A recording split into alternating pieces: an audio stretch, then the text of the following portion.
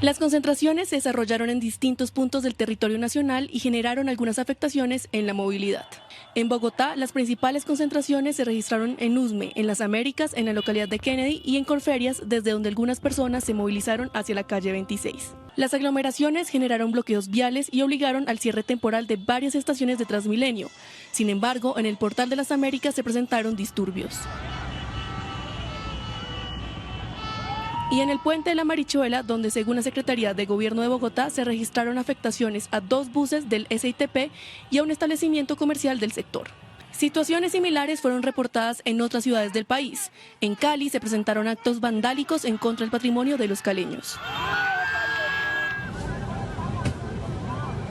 En este momento estamos trabajando con la Policía Metropolitana, el UNDEMO está actuando, ya intervenimos un par de lugares con la tanqueta y con gases y quiero ser muy claro en que no ahorraremos esfuerzos para mantener el control en Cali. Mientras, en Pasto hubo bloqueos y caos en la movilidad. Las autoridades mantienen monitoreo para prevenir alteraciones del orden público.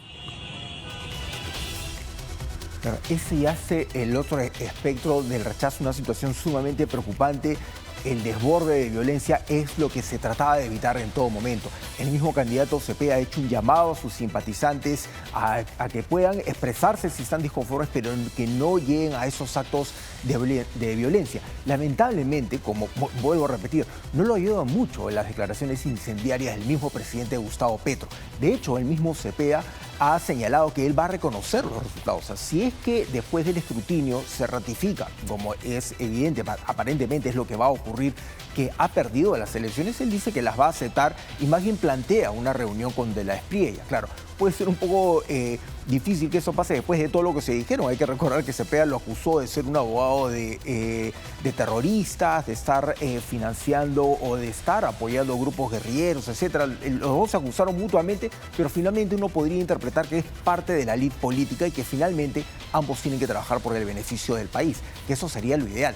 Lamentablemente, si este resultado le sigue siendo desfavorable a Cepeda, estas personas pueden continuar con ese tipo de protestas, algo como lo que hemos visto que está ocurriendo en Bolivia, por ejemplo, ¿no? Y es una situación triste porque, a ver, si bien Cepeda mantiene este discurso disque conciliador, el hecho de desconfiar del preconteo, que en el pasado ha sido el resultado bajo el cual los candidatos se han alzado con la presidencia, han celebrado, han aceptado su derrota, ya es un mal síntoma. El otro hecho de presentar esa cantidad de observaciones a esa cantidad de mesas también acaba siendo sospechoso. Entonces yo no sé si realmente él piensa aceptar los resultados o simplemente están jugando Gustavo Petro y Iván Cepeda a policía bueno, policía malo. Yo soy el que digo las cosas horribles, hablo de fraude y yo soy el que me hago el demócrata. Pero al final, cuando salga el conteo oficial que confirme la victoria de De la Espriella, va a salir a patear el tablero, como acá también lo han hecho varios. Así es, precisamente el respeto a la democracia consiste en eso, en que aceptes si es que la voluntad del pueblo no te ha apoyado, o sea, no han estado contigo, no estuvieron de acuerdo la mayoría de personas, aunque sea la mitad más uno. Lamentablemente es lo que establece el órgano electoral. Hay que recordar que en su momento, o sea, vuelvo a citar el ejemplo de Evo Morales, él hablaba de que sí, que el pueblo, que tenemos que estar con el pueblo, que el pueblo me respalda, pero el pueblo le dijo no cuando él hizo un referéndum para que se vuelva a presentar a las elecciones y sin embargo él se presentó, o sea, no le hizo caso a la voluntad popular. Y después la misma ley le prohibió presentarse y ahora vemos el berrinche mayúsculo que está haciendo en su país, generando pérdidas millonarias.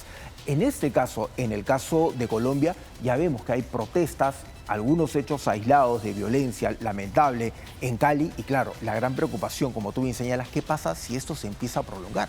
¿Qué pasa si Cepeda de repente cambia el discurso y dice yo no quiero aceptar porque considero que me han hecho trampa? Y ahí sí la cosa se pone complicada, porque hay que recordar que a diferencia de Bolivia, Colombia tiene un historial de grupos guerrilleros, de grupos que han estado en contra del gobierno, que se han levantado en armas y muchos de ellos siguen en este momento en armas, o sea, muchos de ellos han tomado regiones y están ahí, o sea, algunos esperando cualquier situación como para poder expandir los dominios que ya tienen.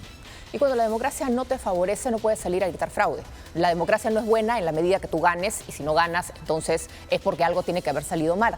Hay que saber perder, hay que saber reconocer, pero principalmente hay que saber pensar en el país. Hay que saber entender que si la situación no te favorece, pero fue un resultado ajustado, un resultado polarizado, lo ideal es poder construir puentes, poder encontrar algunos puntos de agenda común para poder sacar al país adelante, para poder avanzar todos en el mismo sentido, porque todos tienen que remar el mismo barco, así como los noruegos les encanta hacer su celebración remando, es lo mismo. Los políticos, en la orilla en la que se encuentren, tienen que remar en el mismo sentido, en el mismo barco. Y acá vemos demasiados egoísmos, demasiados caudillismos. Y todos aquellos que apoyaron, en este caso, a Iván Cepeda en esa segunda vuelta, porque una cosa fueron los votos de primera vuelta, que esos son tus votantes duros, aquellos que realmente confían en ti, querían votar por ti y que eras su primera opción. Todos aquellos que se sumaron en la segunda vuelta a darle su apoyo, si son demócratas, tienen que salir a marcar distancia.